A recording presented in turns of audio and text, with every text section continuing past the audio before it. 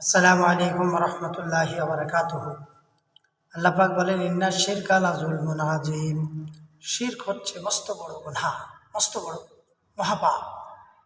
মুসলমানদের জীবনে তাওহীদ হচ্ছে সর্বপ্রথম জিনিস, যা জানা ও বুঝা সর্বপ্রথম সবচেয়ে বড় ফরজ।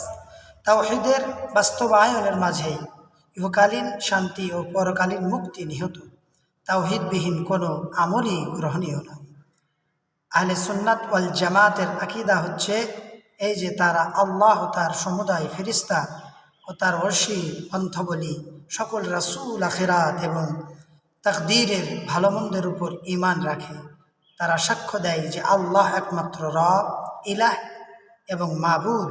পূর্ণাঙ্গ কালিমাতের দ্বারা তিনি একক বৈশিষ্ট্যের অধিকারী। তাই নিষ্ঠার সাথে একমাত্র আল্লাহর ইবাদত করতে হবে। তাওহীদ। আল্লাহ পাক আমাদেরকে সহি বুঝদান করুন।